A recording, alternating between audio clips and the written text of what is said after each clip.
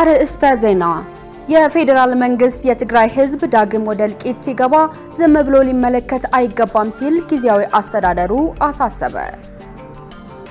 ከውድ በኳታር የተኩስ አቁም ስምምነት ድርድር እየተካሄደ ባለበት ወቅት እስራኤል በጋዛ 8 ፍልስጤማውያንን ገደለች።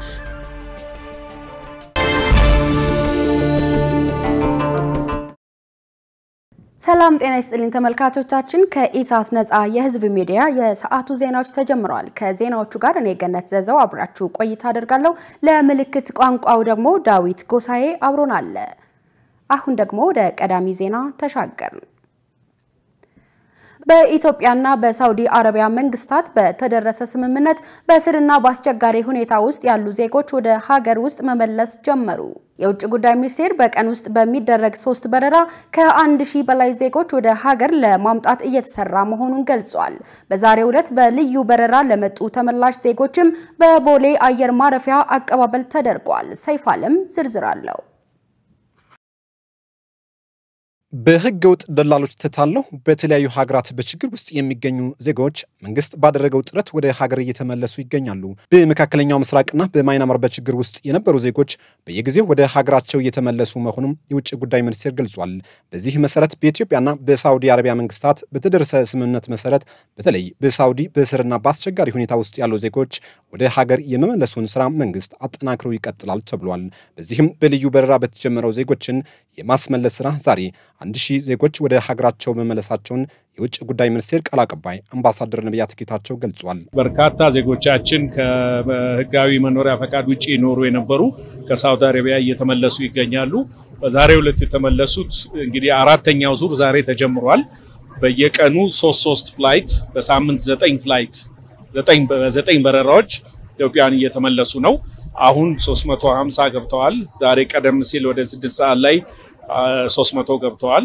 ቀጥሎም የሚገቡ አሉ። ዛሬ በአጠቃላይ ወደ 1000 የሚጠጉ ዜጎቻችን ወደ ሀገራቸው መመለስ ችለዋል።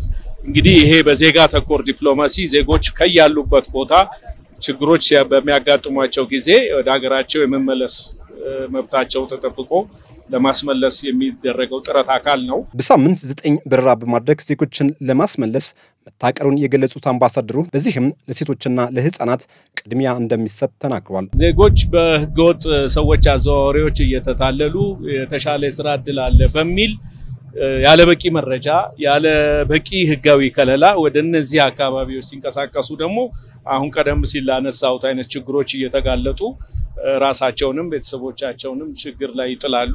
እኔ በዚህ አጋጣሚ ጥሪዬን ማስተላለፍ የምፈልገው እናንተም የሚዲያ አካላትም ዜጎች እንደዚህ በህገወጥ መንገድ ወደ ተለያዩ ሀገሮች ከሚወስዱ ህገወጥ አዘዋዋሪዎች ራሳቸውን እንዲጠብቁና ህጋዊና አስተማማኝ በሆነው ህጋዊ የስራ ፈቃድ አግኝተው የሚንቀሳቀሱበትን መንገድ ብቻ ቢከተሉ የተሻለ አማራጭ መሆኑን በዚህ አጋጣሚ ለመግለጽ እወዳለሁ።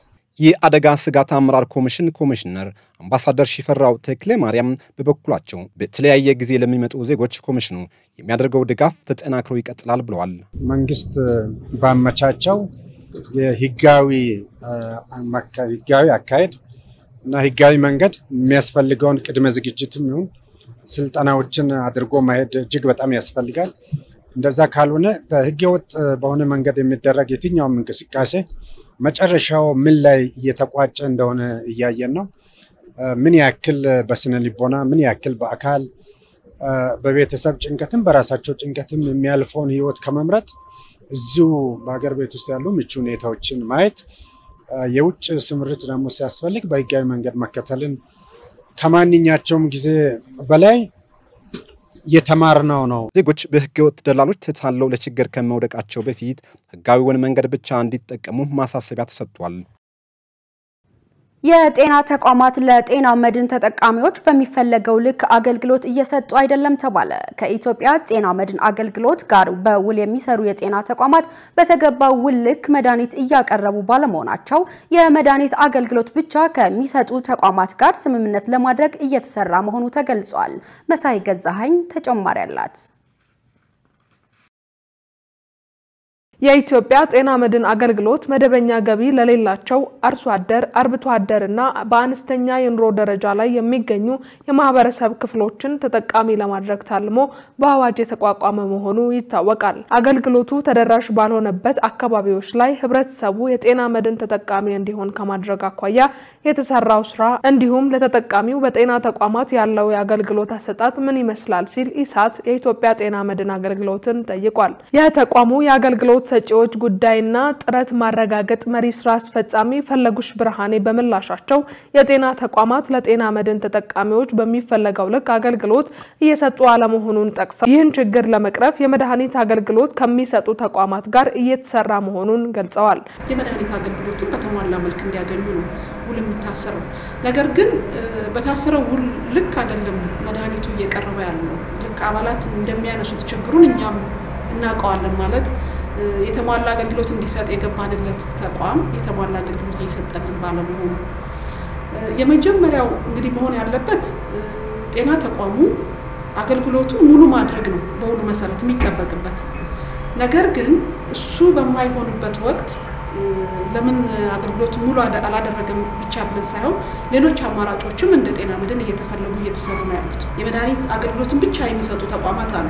የከነማ ፋርማሲ አዲስ አበባ አካባቢ፣ የኮሚኒቲ ፋርማሲ የሚባሉ የማህበረሰብ ጤና መድን የምንላቸው በመላ ሀገሪቱ የሚገኙ አሉ። የቀይ መስቀል መድኃኒት ቤቶች ከነሱ ጋር ወረዳው ማለትም የማህበረሰብ አቀፍ ጤና መድን ውል በማሰር ማህበረሰባችን ወደዛ እንዲሄዱ አገልግሎቱን እንዲያገኝ የማስቻል ስራዎች እየተሰሩ ነው። የተጠቃሚዎች የጤና አገልግሎት ፍትሃዊነትን ለማረጋገጥ የግል የጤና ተቋማትን ለማካተት እየተሰራ ነው ብለዋል። የግል ጤና ተቋማት አሳታፊ የሚያደርግ ስትራቴጂ ዶክመንት እየሰራ ነው፣ ማኑዋሎችን እያዘጋጀን ነው። ነገር ግን አሁን ለጊዜው በጣም አንገብጋቢ የሆኑ በጣም ችግር የሆኑ የመድኃኒት ችግር ለመፍታት ግን ቅድም ዘርዝራቸው እንደነበሩት ከከነማ ፋርማሲ፣ ከማህበረሰብ ፋርማሲ፣ ከቀይ መስቀል ፋርማሲዎች ጋር ሁሉ እየገባን እየሰራ ነው። እንደ ሀገር ግን በስፋት የግሉን ሴክተር በማሳተፍ አንደኛ የውድድር መንፈስም የጥራትንም ከማምጣት አንፃር ተወዳዳሪን ከመፍጠር አንፃር የግሉን አሳታፊ በማድረግ ለማህበረሰባችን አገልግሎቱን ተደራሽ ለማድረግ ሰፊ ስራዎችን እየሰራን ነው። ይህ በእንዲህ እንዳለ ዜጎችን በጤና መድን አገልግሎት ተጠቃሚ እንዲሆኑ ለማድረግ ከሶማሊያ ክልል በስተቀር በሌሎች ክልሎች እየተሰራ መሆኑን ሌላኛው የተቋሙ የአባላት አስተዳደር ሀብት አሰባሳቢ መሪ ስራ አስፈጻሚ ጉደታ አበበ ተናግረዋል።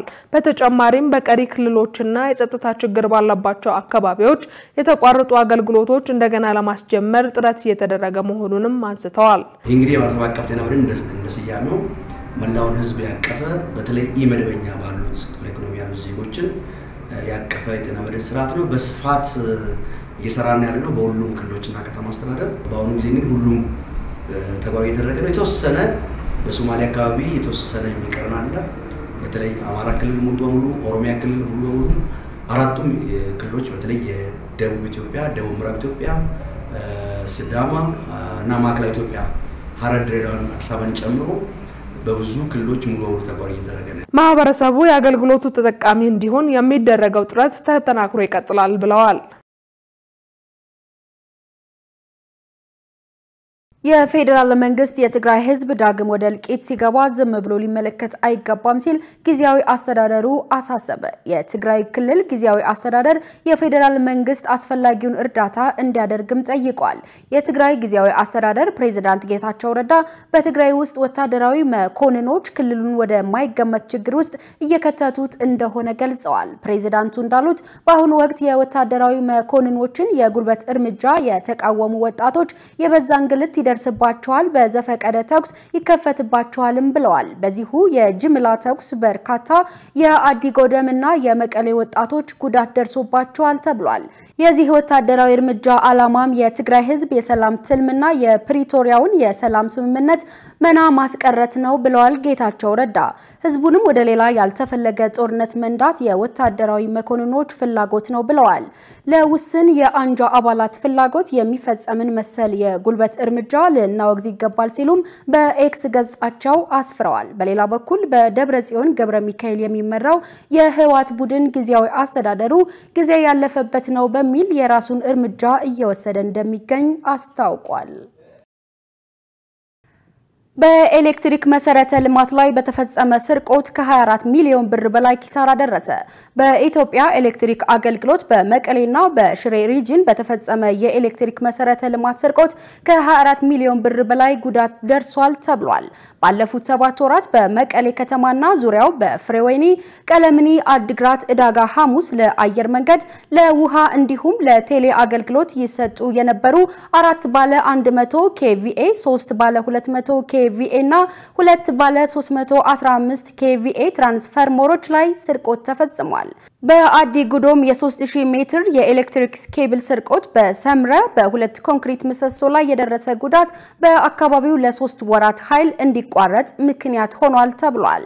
በመቀሌ ከተማና ዙሪያ የተፈጸመው ስርቆትም ከ15 ሚሊዮን ብር በላይ ጉዳት አድርሷል። በተመሳሳይ በሽሬ ሪጅን በአክሱም ከተማና ዙሪያው ለአየር መንገድ፣ ለቴሌና ለመንደር ማስፋፊያ ስራ አገልግሎት በሚሰጡ 2 ባለ 315 ኬቪኤ፣ 1 ባለ 200 ኬቪኤ፣ 2 ባለ 50 ኬቪኤ እንዲሁም 1 ባለ 25 ኬቪኤ መስመሮች ስርቆት ተፈጽሞባቸዋል። በተጨማሪም በማዕከላዊ ዞን ለአላይ ማይጨው ወረዳ ከአድዋ ሽሬ ከተዘረጉ 66 ኬቪኤ ኃይል ማስተላለፊያ መስመሮች ላይ 32 የታወር ብረቶች ተዘርፈዋል ተብሏል። በከተማዋ በተፈጸመ ስርቆት ከ9 ሚሊዮን ብር በላይ የሚገመት ጉዳት ያደረሰ ሲሆን በአጠቃላይ በሁለቱም ከተሞች 24 ሚሊዮን 405908 ብር የሚገመት የኤሌክትሪክ መሰረተ ልማት ጉዳት ደርሷል ተብሏል።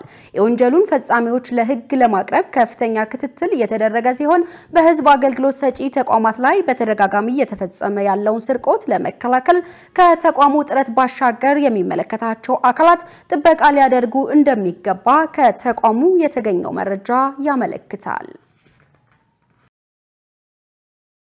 በፓርኮች ውስጥ የሚስተዋለው ህገወጥ የመሬት ወረራና ኢንቨስትመንት በዱር እንስሳት ደህንነት ላይ አደጋ ጥሏል ተባለ።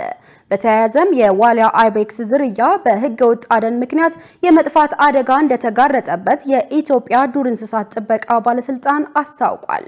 እንስሳቱን ለመጠበቅ የተሰማሩ ባለሙያዎችም ደህንነታቸው አስጊ የሆነ መጥቷል ሲል ባለስልጣኑ ገልጿል። መሰረት ባዩ ተጨማሪ አላት።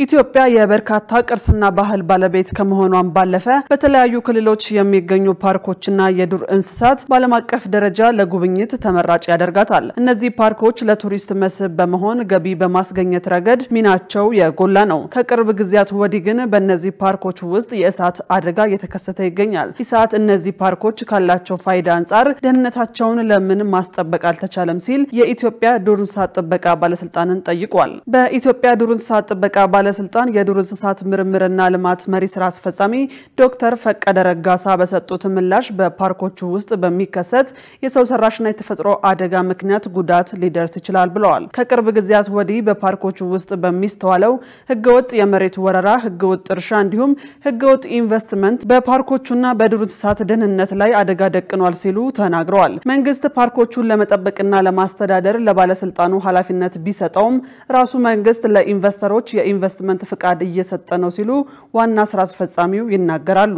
በኢትዮጵያ በተለይ ለዱር እንስሳት ጥበቃው በጣም ችግር የሆኑት አንደኛ ህገወጥ ሰፈራ አለ። አብዛኛው ፓርክ ላይ ህገወጥ እርሻ አለ፣ ህገወጥ ግጦሽ አለ፣ ማገዶ የሚቆርጡት በህገወጥ አለ፣ ህገወጥ አደን አለ። እነኚህ በተለይ በዋናነት በኢትዮጵያ ዱር እንስሳት ጥበቃ ዋነኛው ችግር ተብሎ የሚነሱ ናቸው። በተጨማሪም ደግሞ አሁን ደግሞ እየተስፋፋ የመጣው ህገወጥ የእርሻ ኢንቨስትመንቶች ናቸው። ትላልቅ ኢንቨስትመንቶች የሚሰጡትም ሰዎች ፓርኩን ድንበር አናቅም በሚል ያው ለሰፋፊ እርሻዎች ይሰጣሉ። ያኔ ያው መስሪያ ቤታችን ጋር ኮንፍሊክት ይፈጠራል። ሙሉ በሙሉ ፓርኩ ከወደመ በኋላ የተሰጠው ከወደመ በኋላ አክሰፕት አድርጎ እንደገና ደግሞ የፓርክ አካል ያደርጋሉ። ያ ደግሞ ያው ከወደመ በኋላ ምንም እንትን የለም። ኢቭን የሴክተሮች አለመናበብ ራሱ አንደኛ ዋና ችግርና የኮንፍሊክቲንግ ፖሊሲዎች በጣም ለዱር እንስሳት ጥበቃው በጣም ዋነኛው ቻሌንጅ ናቸው። ለምን አንድ ቦታ ያው እኛ የመንግስት መስሪያ ቤት ነን፣ ጠብቅ የሚል መንግስት ነው፣ መጥቶ የሚያወድመው መንግስት ራሱ ነው ማለት ነው ባጀት መድቦ። ዋና ስራ አስፈጻሚው አያይዘውም በኢትዮጵያ በሰሜን ተራሮች ብቻ የሚገኘው የዋሊያ አይቤክስ እንደ አውሮፓውያኑ አቆጣጠር 2015 በተጠና ጥናት የዋሊያ አይቤክስ ቁጥር 865 ነበር ያሉ ሲሆን ሲሆን አሁን ላይ 306 ብቻ ዋሊያዎች እንደሚገኙ ተናግረዋል። ለነዚህ ብርቅዬ እንስሳት ቁጥር መመናመን ዋነኛ ምክንያትም ዋሊያ አይቤክስ ለመድኃኒት ያገለግላል በሚል በሚፈጸም ህገወጥ አደን እንደሆነ ገልጸዋል። በሌላ በኩል የእንስሳቱን ደህንነት በመጠበቅ ስራ ላይ የተሰማሩ ባለሙያዎች ህይወትም እንዲሁ አደጋ ላይ ወድቋል ሲሉ አስረድተዋል። በፈረንጆች 2015 ላይ ወደ 865 ነበሩ።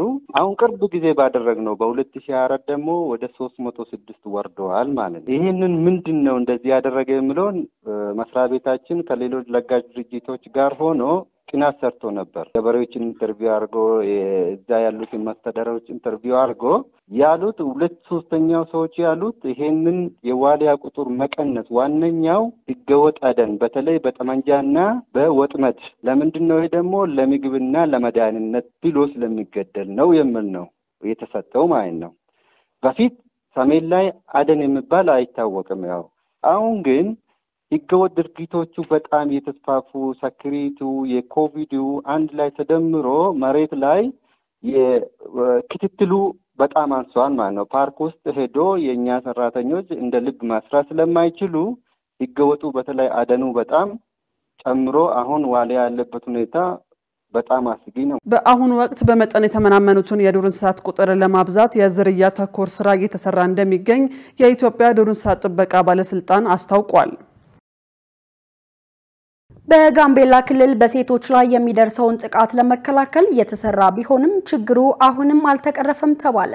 በክልሉ ሴቶች መሰረታዊ በሚባሉ ዘርፎች ላይ በተለይም በትምህርት ተሳትፏቸው ሊጠናከር እንደሚገባ ተመልክቷል። ሰላማዊት ሙሉጌታ ተጨማሪ አላት። በአሁኑ ወቅት በኢትዮጵያ በተለያዩ ምክንያቶች በሴቶች ላይ እየደረሰ ያለው ጾታዊ ጥቃት ቀላል የሚባል እንዳልሆነ በተደጋጋሚ ይነገራል። ሴቶች በቤት ውስጥ በስራ ቦታ እንዲሁም በተለያዩ ቦታዎች የስነ ልቦና አካላዊና ወሲባዊ ጥቃት ይደርስባቸዋል። ለሴቶች ጤናና ስነ ልቦና ጎጂ የሆኑ ክስተቶች የሚስተዋሉት በአብዛኛው ግጭት ባሉባቸው አካባቢዎች እንደመሆኑ በሀገር ውስጥ ሰላምና መረጋጋት ማስፈን ተቀዳሚ ተግባር መሆን እንዳለበት ብዙዎች ይመክራሉ። ከዚሁ ጋር ተያይዞ በጋምቤላ ክልል በሴቶች ላይ ስለሚፈጸመው ጥቃትና የመከላከል ስራ ምን ይመስላል የሚለውን ጨምሮ ሴቶች በተለያዩ ዘርፎች ላይ ያላቸው ተሳትፎ ምን ያህል ነው የሚለውን ጥያቄ በማንሳት ኢሳት የክልሉ ሴቶች ማህበር አነጋግሯል። የጋምቤላ ክልል የሴቶች ማህበር ኃላፊ አርአያት ኡመት በሰጡት ምላሽ በክልሉ የሴቶች በኢኮኖሚ ላይ ያላቸው ተጠቃሚነትና የትምህርት ተሳትፎ አነስተኛ መሆኑን ገልጸዋል። በትምህርት ተሳትፎ ላይ ከፍተኛ ችግር ነበረ።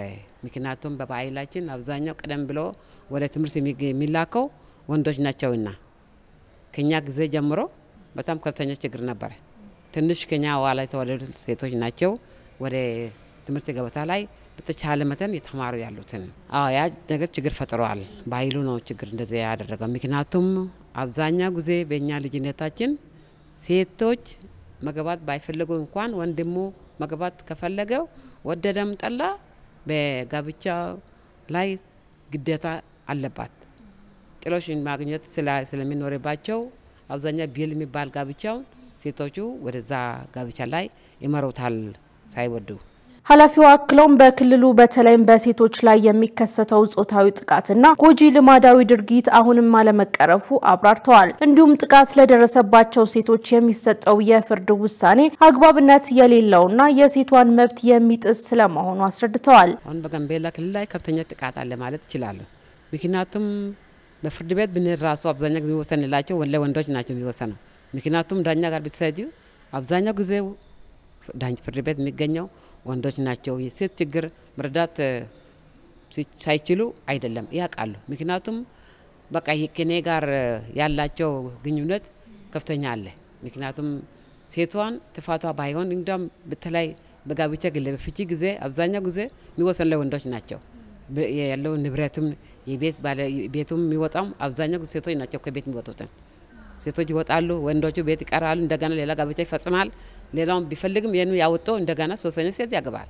ግን ሴቶቹ በጣም ከፍተኛ ችግር አለ። በፍርድ ቤት አካባቢ ከፍተኛ ችግር ነው ሴቶች ላይ እየደረሰው ያለው። ሴት የደፈረሽ እንኳን በይቅርታ ጊዜ ወጣበት ጊዜ አለ። ስለዚህ ይሄንን በበኩል በጣም ከፍተኛ ቁጭት ነው የሚሰማኝ።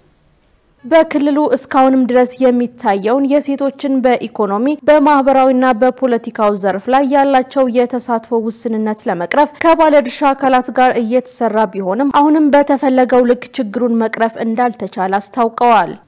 ከጎጂ ባህል ልማት ውስጥ ሴት አንሶ ማየት ምክንያቱም ወንድ የበላይ ሆነ ሁሉ ጊዜ እዚያ ነው ያሳባቸው ሴት የበታች አድርጎ ወንዶች የበላይ አድርጎ የማየት ሁኔታዎች አለ አሁንም ቢሆን ክልሉ አብዛኛው ጊዜ ጥቃት ዞራ የሰራው ይገኛሉ ግን በተቻለው መጠን መስራት ሰራለን ግን እስከዚህም በተፈለገው ሁኔታ የተሳካ አይደለም ማለት ይችላልው አሁን ጥቃት ሮሳ ጥበቃ ማድረግ አለባቸው በመንግስት በኩል ጥበቃ ቢደረግ ጥሩ ነው አብዛኛው ጊዜ በፖሊስን በፍርድ ቤት አካባቢን ጥበቃ ቢደረግ ለሴቶች ጥሩ ነው የሚል ነገር አለኝ በተለያዩ አካባቢዎች በሴቶችና በህፃናት ላይ የሚደርሰውን ጥቃት ለመቅረፍ ማህበረሰቡ የበኩሉ ሊወጣ እንደሚገባ ኃላፊው አሳስበዋል። የተከበራችሁ ተመልካቾቻችን ከኢሳት ነፃ የህዝብ ሚዲያ የሰዓቱ ዜናዎች እንደቀጠሉ ናቸው። አሁን ደግሞ የቢዝነስ መረጃዎችን የምንከታተልበት ሰዓት ላይ ደርሰናል። የቢዝነስ መረጃዎችን የምታቀርብልን መሰረት ባዩናት በቀጥታ ወደ ቢዝነስ ዘገባዎች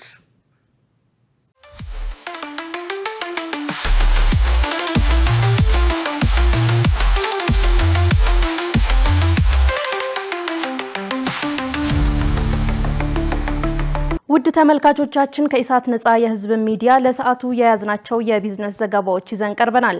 ከዘገባዎቹ ጋር ሰላማዊት ሙሉጌታ አብራችሁ ቆይታ አደርጋለሁ። ኢትዮጵያ ለንግድና ኢንቨስትመንት መጎልበት በትኩረት እየሰራች ነው ተባለ። የንግድና ቀጠናዊ ትስስር ሚኒስትር ካሳሁን ጎፌ ኢትዮጵያ ከመቼውም ጊዜ በላይ በአስቸኳይ ሁኔታዎች ላይ እየሰራች መሆኑን ገልጸዋል። ለኢትዮጵያ የኢኮኖሚ ሪፎርም እንግሊዝ ድጋፏን እንደምታጠናክር ገልጻለች። የንግድና ቀጠናዊ ትስስር ሚኒስትር ካሳሁን ጎፌ በኢትዮጵያ ከእንግሊዝ ኤምባሲ የልማት ዳይሬክቶሬት ፖል ዋርተስ ጋር ተወያይተዋል። በውይይታቸውም በሀገሪቱ የንግድና ኢንቨስትመንት ትብብር እንዲሁም በሁለትዮሽ የገበያ እድሎች ላይ መምከራቸውን ሚኒስትሩ በማህበራዊ ትስስር ገጻቸው አስፍረዋል። ሚኒስትሩ ካሳሁን ጎፌ ኢትዮጵያ ለንግድና ኢንቨስትመንት መጎልበት በትኩረት እየሰራች መሆኑን ገልጸው ለዘርፉ ከመቼውም ጊዜ በላይ አስቻይ ሁኔታ መኖሩን አስረድተዋል። ፖል ዋርተርስ በበኩላቸው ኢትዮጵያ ለዓለም ንግድ ድርጅት አባልነት እያደረገችው ያለው ዝግጅት አድንቀው ሀገራቸው ለኢትዮጵያ የኢኮኖሚ ሪፎርም የምታደርገው ድጋፍ አጠናክራ እንደምትቀጥል አረጋግጠዋል። ከ78 ሚሊዮን የአሜሪካ ዶላር በላይ ካፒታል የተመደበለት ባለብዙ ዘርፍ ልዩ የኢኮኖሚ ዞን ግንባታ እንዲከናወን ተወሰነ። የኢትዮጵያ ኢንቨስትመንት ቦርድ ይህንን ከ78 ሚሊዮን የአሜሪካ ዶላር በላይ ካፒታል የተመደበለትን ባለብዙ ዘርፍ ልዩ የኢኮኖሚ ዞን ግንባታ እንዲከናወን ውሳኔ አሳልፏል። ቦርዱ ባካሄደው ስብሰባ በተለያዩ አጀንዳዎች ላይ ተወያይቶ ውሳኔዎችን ያሳለፈ ሲሆን ከውሳኔዎቹ መካከልም በአንድ ባለሀብት ባለብዙ ዘርፍ ልዩ የኢኮኖሚ ዞን ለመገንባት የቀረበው ጥያቄ በፍጥነት ወደ ስራ እንዲገባ ያሳለፈ ውሳኔ ይገኝበታል። በጥያቄው ላይ ቦርዱ በስፋት ከተወያየ በኋላ ባለብዙ ዘርፍ ልዩ የኢኮኖሚ ዞን ሆኖ እንዲሰየምና ጥያቄ አቅራቢዎቹን በፍጥነት ወደ ስራ እንዲገቡ መወሰኑን የኢትዮጵያ ኢንቨስትመንት ኮሚሽን መረጃ ያመለክታል።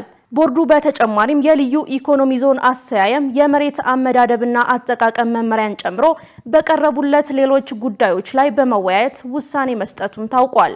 ቦርዱ በሀገሪቱ ምቹና ሳቢ የኢንቨስትመንት ከባቢ ለመፍጠር ያለውን ቁርጠኝነት እንዲሁም ለኮሚሽኑ የሚሰጠው ድጋፍ አጠናክሮ እንደሚቀጥል መግለጹም በመረጃው ተዘግቧል። የኢትዮጵያ ካፒታል ገበያ ባለስልጣን ታኪሎ ኢንቨስትመንት ባንክ ህገወጥ ነው ሲል አስጠነቀቀ። የኢትዮጵያ ካፒታል ገበያ ባለስልጣን ታኪሎ ኢንቨስትመንት ባንክ በሚል ስም የሚንቀሳቀሰው አካል ያለምንም ህጋዊ ፍቃድ የኢንቨስትመንት አገልግሎት መስጠት መጀመሩን አሳውቋል። ባለስልጣኑ ይህ አካል የመጀመሪያው የኢትዮጵያ ኢንቨስትመንት ባንክ ነኝ ብሎ ድረገጽ ከፍቶ ማስተዋወቁ ገልጿል። ባለስልጣኑ ባወጣው መግለጫ ታኪሎ ኢንቨስትመንት ባንክ በካፒታል ገበያ አገልግሎት ሰጪዎች ፈቃድ አሰጣጥና ቁጥጥር መመሪያ ቁጥር 980/2016 መሰረት ፈቃድ ሳያገኝ አገልግሎት እየሰጠ ነው ብሏል። በዚህም ምክንያት ተቋሙ በኢትዮጵያ ውስጥ የካፒታል ገበያ አገልግሎት እንዲሰጥ ያልተፈቀደለት አካል መሆኑን አሳስቧል። በተጨማሪም ባለስልጣኑ የካፒታል ገበያ አገልግሎት መስጠት የሚችሉት በህጋዊ መንገድ የተመዘገቡና ፈቃድ ያላቸው አካላት ብቻ መሆናቸውን አስገንዝበዋል። ግለሰቦችና ድርጅቶች ከዚህ አካል ወይም ከሌሎች ፍቃድ ከሌላቸው የካፒታል ገበያ አገልግሎት ሰጪዎች ጋር ማንኛውም አይነት የኢንቨስትመንት እንቅስቃሴ እንዳያደርጉ በመግለጫው አሳስቧል። ውድ ተመልካቾቻችን በዕለቱ በተመረጡ ባንኮች ያለውን የውጭ ምንዛሬ ዋጋና የብሔራዊ ባንክ የወርቅ ግብይት መረጃ ተከታትለን እንመለስ።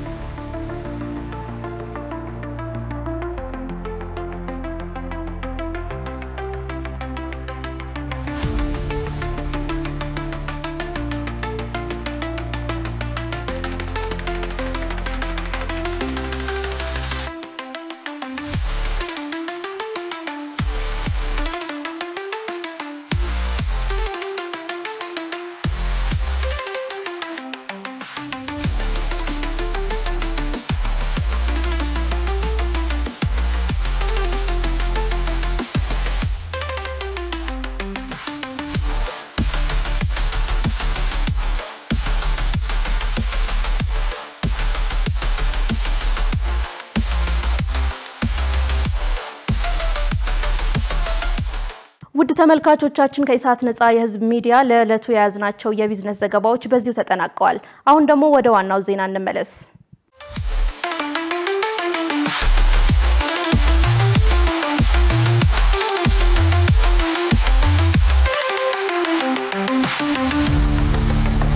ተመልካቾቻችን አሁን ደግሞ ወደ ውጭ ዜና ተሻገርን። በኳታር የተኩስ አቁም ስምምነት ድርድር እየተካሄደ ባለበት ወቅት እስራኤል በጋዛ 8 ፍልስጤማውያንን ገደለች። በሌላ በኩል የየመን ሁቲዎች በጋዛ የሰብአዊ እርዳታ እንዳይገባ ያስቀመጡት ቀነ ገደብ ማብቃቱን ተከትሎ በእስራኤል መርከቦች ላይ ጥቃት እንደሚፈጽሙ አስታወቁ። ሸሪፍ ኢማም ዝርዝር አለው።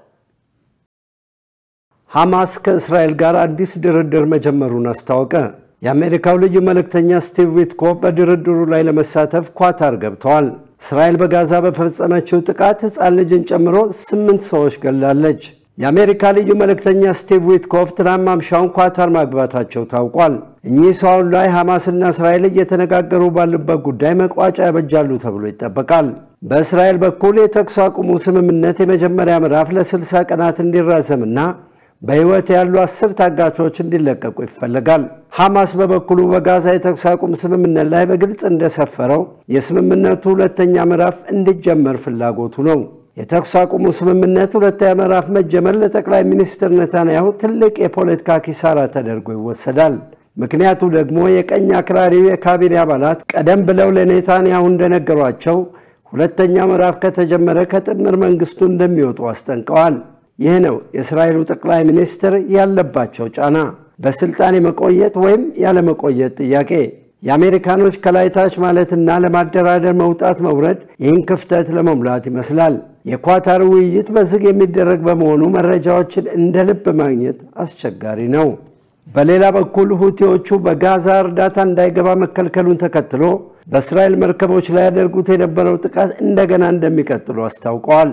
የየመን ሁቲዎች በቀይ ባህርና በአረብ ባህር የሚያልፉ የእስራኤል መርከቦች በባቤል መንደብና የኤደን ባህረ ሰላጤ ላይ የተጣለውን እገዳ የጣሰ ማንኛውም የእስራኤል መርከብ ላይ ጥቃት እንደሚሰነዝሩ ገልጸዋል። ሁቲዎቹ ከህዳር ጀምሮ በመርከብ ላይ ያነጣጠረ ከ100 በላይ ጥቃት ፈጽመዋል። እስራኤል በጋዛ ከሐማስ ጋር ባደረገችው ጦርነት አጋርነታቸው ለፍልስጤማውያን እንደነበረ ይታወሳል። በወቅቱ ቡድኑ 2 መርከቦች በማስጠም ሶስተኛውን ደግሞ በቁጥጥር ስር በመዋል 4 የባህር ተሳፋሪዎችን በመግደል ዓለም አቀፍ የመርከብ ጉዞን አስተጋግለዋል። አሁንም የየመን ሁቲዎች እስራኤል በ4 ቀናት ውስጥ በጋዛ ላይ የጣለችውን የእርዳታ እገዳ ካላነሳች ቡድኑ በእስራኤል ላይ የሚያደርገውን የባህር ዘመቻ እንደሚቀጥል አርብ ዕለት ማስጠንቀቁ ይታወሳል። ይህ በእንዲህ እንዳለ የእስራኤል ወግ አጥባቂ አክራሪዎች ከ2.3 ሚሊዮን ፍልስጤማውያን ብዙዎቹ ጋዛን ለቀው እንዲወጡ የሚያደርገውን የፕሬዝዳንት ዶናልድ ትራምፕን እቅድ በደስታ ተቀብለውታል። ስደትን ማበረታታት የዓለም አቀፍ ሕግን አይጥስም ይላሉ። ፍልስጤማውያን ግን እቅዱን ውድቅ አድርገውታል። የእስራኤል የገንዘብ ሚኒስትር ቤዛሌል ስሞትሪች ፍልስጤማውያን ጋዛን ለቀው እንዲወጡ ለማበረታታት በመከላከያ ሚኒስቴር ውስጥ የፍልሰት ባለስልጣን እየተቋቋመ መሆኑን ተናግረዋል። ስደትን ለማበረታታት የምናወጣው እያንዳንዱ ገንዘብ ደጋግመን በመታገል ከምንከፍለው ዋጋ ያነሰ ነው። በጀቱ ለዚህ እቅድ እንቅፋት አይሆንም። እቅዱ በመካከለኛው ምስራቅና በእስራኤል ታሪካዊ ለውጥ ለማምጣት የሚያስችል አቅም ነው ብለዋል። የእስራኤል የኬኔሴት አባል የሆኑት ሲሞቻ ሮትማን ይህ ወደ ሌላ ቦታ የማዛወር እቅድ በቅርቡ በግብፅና በአረብ ሊግ ከቀረበው እቅድ የበለጠ ተጨባጭ ነው ብለዋል። ዜናውን ስናዘጋጅ አልጀዚራ፣ ታይምስ ኦፍ እስራኤል እና ሚድል ኢስት ሞኒተርን በመረጃ ምንጭነት ተጠቅመናል። ዩክሬን ከሩሲያ ጋር የ30 ቀናት የተኩስ አቁም ስምምነት ለማድረግ ዝግጁ መሆኗን አስታወቀች። እርምጃው በአሜሪካና ዩክሬን መካከል በሳውዲ አረቢያ ከተደረገ ውይይት በኋላ በአሜሪካ የውጭ ጉዳይ ሚኒስትር ማርኮ ሩቢዮ ይፋ የተደረገ ሲሆን ሚኒስትሩ ሩሲያ ሐሳቡን እንደምትቀበል ተስፋለኝ ሲሉ ማክሰኞ አመሻሽ ከጅዳ በሰጡት ጋዜጣዊ መግለጫ ተናግረዋል። ዮሐንስ ተስፋ የአሜሪካና የዩክሬን ባለስልጣናት በሳውዲ አረቢያ ካደረጉት የአንድ ቀን ውይይት በኋላ ዩክሬን በአሜሪካ የቀረበውን የ30 ቀን የተኩስ አቁም ስምምነት ለመቀበል ዝግጁ መሆኗን ያሳወቀች ሲሆን የዩናይትድ ስቴትስ የውጭ ጉዳይ ሚኒስትር ማርኮ ሩቢዮ ሐሳቡን ለሩሲያ እንደሚያቀርቡና ኳሱ በእነሱ ሜዳ መሆኑን ተናግረዋል።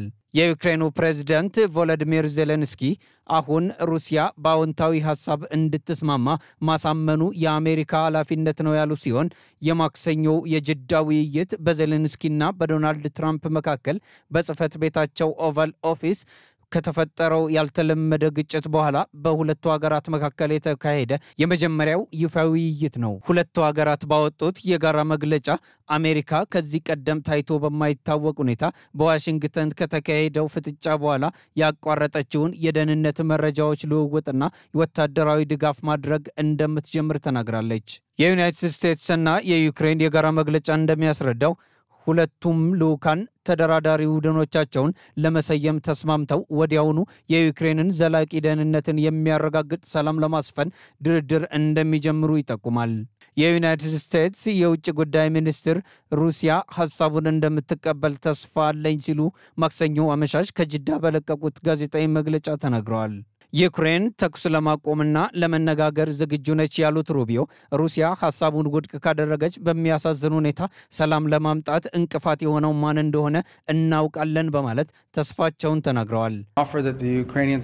ዛሬ ዩክሬናውያን የተቀበሉትን ስምምነት አቅርበናል። ይህን ግጭት ዘላቂ በሆነ መልኩ ለማስቆም ተኩስ አቁምና አፋጣኝ ድርድር ለማድረግ ሲሉ ለጥቅማቸው፣ ለደህንነታቸው፣ እንደ ሀገር ለመበልጸግ አቅማቸው ሲሉ ነው ስምምነቱን የተቀበሉት። አሁን ደግሞ ይህን ሐሳብ ለሩሲያ እንወስዳለን እንደሚቀበሉትም ተስፋ እናደርጋለን። ኳሷውን በእነሱ ሜዳ ላይ ነው። የ30 ቀን የተኩስ አቁም ስምምነቱ ዜሌንስኪ ሩሲያ በባህርና በአየር የምታደርሰውን ጥቃት እንድታቆም ካቀረቡት ሐሳብ ከፍ ያለ ሲሆን የዩክሬኑ ፕሬዝዳንት በጅዳ ለተካሄደው ገንቢ ውይይት ዶናልድ ትራምፕን አመስግነዋል።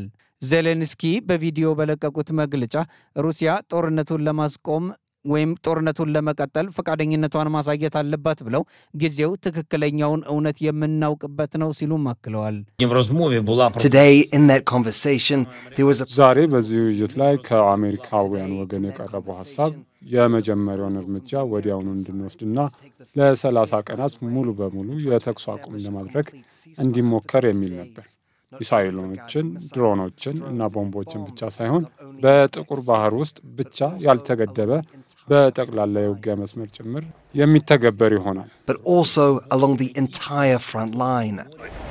ዶናልድ ትራምፕ ከፕሬዝዳንት ፑቲን ጋር እንደሚነጋገሩና በሐሳቡም ይስማማሉ ብለው ተስፋ እንደሚያደርጉ በዋይት ሃውስ ለጋዜጠኞች በሰጡት ጋዜጣዊ መግለጫ ተናግረዋል። ለማጨብጨብ ሁለት እጅ ያስፈልጋል ያሉት ትራምፕ የተኩስ አቁም ስምምነቱ በሚቀጥሉት ጥቂት ቀናት ውስጥ እንደሚፈረም ተስፋ አድርገዋል። ዩክሬን ተስማምታለች። እናም ሩሲያ እንደምትስማማ ተስፋ እናደርጋለን። ዛሬ ወይም ነገ ከነርሱ ጋር ተገናኝተን ስምምነቱን እንደምናስቀጥልም እናምናለን። የተኩስ አቁም ስምምነት በጣም አስፈላጊ ይመስለኛል። ሩሲያ እንድተገብረው ማድረግ ከቻለን ያ ጥሩ ነው። ካልቻልን ግን ሰዎች እየተገደሉ ልንቀጥል ነው። የሩሲያ የውጭ ጉዳይ ሚኒስትር ቃል አቀባይ ማሪያ ዛካሮቫ በበኩላቸው ሩሲያ በሚቀጥሉት ጥቂት ቀናት ውስጥ ከአሜሪካ ተወካዮች ጋር ለመነጋገር አሻፈረኝ እንደማትል መናገራቸውን የሩሲያ የመንግስት ዜና ወኪል የሆነው ታስ ዘግቧል። የዩኤስና የዩክሬን የጋራ መግለጫ ኪየቭ በማንኛውም የሰላም ሂደት ውስጥ አውሮፓ መሳተፍ እንዳለባት አስረግጣ ተናግራለች ብሏል። በሌላ በኩል የአውሮፓ ህብረት ኮሚሽን ፕሬዝዳንት ኡርሱላ ፎን ደር ሌየን የህብረቱ የማክሰኞውን አዎንታዊ ለውጥ በደስታ ተቀብሎ ለተፈጻሚነቱ ከሁሉም ባለድርሻ አካላት ጋር እንደሚሰራም አሳውቀዋል። መረጃውን ስናጠናቀር ዶቼ ቬለን፣ ቢቢሲንና ስካይ ኒውስን በዋቢነት ተጠቅመናል።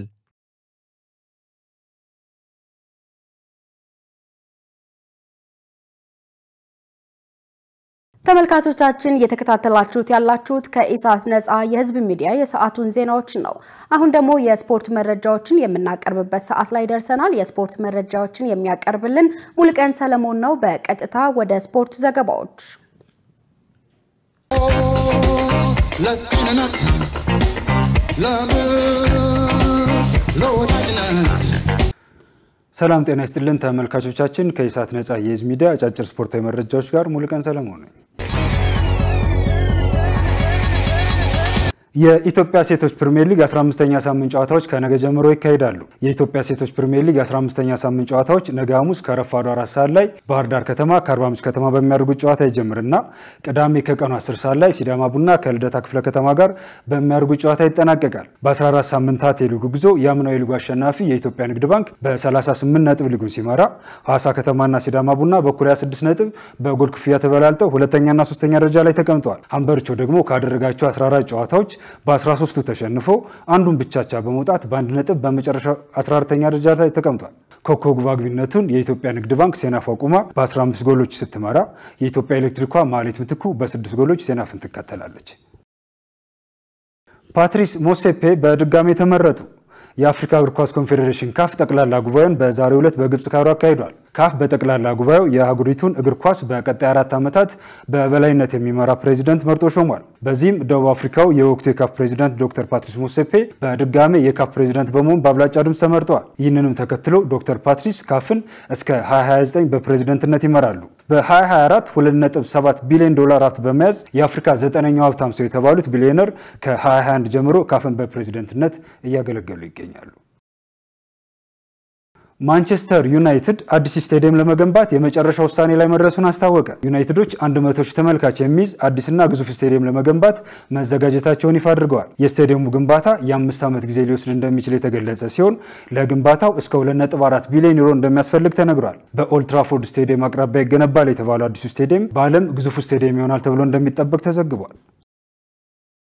በመጨረሻም የተጀመሩት የአውሮፓ ቻምፒዮንስ ሊግ የ16 ቡድኖች የጥሎ ማለፍ የመልስ ጨዋታዎች ዛሬም ይቀጥላሉ። ዛሬ ሊል ከዶርትሙንድ ከምሽቱ 2:45 ላይ ሲጫወቱ፣ አስቶን ቪላ ከክለብ ብሩዥ፣ አትሌቲኮ ማድሪድ ከሪያል ማድሪድ፣ አርሰናል ከፒኤስቪ ከምሽቱ 5 ሰዓት ጀምሮ ይጫወታሉ። ትላንት በተደረጉት ጨዋታዎች ባርሴሎና፣ ባየርን ሙኒክ፣ ፒኤስጂ እና ኢንተር ሚላን ሩብ ፍጻሜውን መቀላቀላቸውን አረጋግጠዋል። በሩብ ፍጻሜ ጨዋታዎች ደግሞ ባየርን ሙኒክ ከኢንተር ሚላን፣ ባርሴሎና ከዶርትሙንድና ከሊል አሸናፊ፣ ፒኤስጂ ከአስቶን ቪላና ክለብ ብሩዥ አሸናፊ፣ የማድሪድ ደርቢ አሸናፊ ደግሞ ከአርሰናልና ፒኤስቪ አሸናፊ ጋር ይጫወታሉ። የቻምፒየንስ ሊጉን የከፍተኛ ግብ አስቆጣሪነት ደረጃ ትላንት 2 ጎሎችን ያስቆጠረው የባርሴሎና ብራዚላዊ ራፊና በ11 ጎሎች ሲመራ የባየር ሙኒኩ እንግሊዛዊ ሃሪ ኬንና የዶርትሙንዱ ጊኒያዊ ሴሪጎ ራሲ በ10 ጎሎች ራፊናን ይከተላሉ። የአውሮፓ ቻምፒየንስ ሊግ የሩብ ፍጻሜ የመጀመሪያ ዙር ጨዋታዎች በኤፕሪል 8 እና 9 ይደረጋሉ። ተመልካቾቻችን ከኢሳት ነፃ የህዝብ ሚዲያ ለዕለቱ ያዘጋጀናቸው አጫጭር ስፖርታዊ መረጃዎቻችን የተከታተላችሁትን ይመስሉ ነበር። መልካም ጊዜ ይሆንላችሁ። ለጥንነት ለምት ለወዳጅነት የተከበራችሁ ተመልካቾቻችን ከኢሳት ነፃ የህዝብ ሚዲያ የሰዓቱ ዜናዎች ይህን ይመስሉ ነበር። ከዜናዎቹ ጋር አብራችሁ ቆይታ ያደረኩት እኔ ገነት ዘዘው ነበርኩ። ለምልክት ቋንቋው ደግሞ ዳዊት ጎሳዬ አብሮን ነበር። ከቀሪ የኢሳት መሰናዶዎች ጋር ሰናይ ጊዜ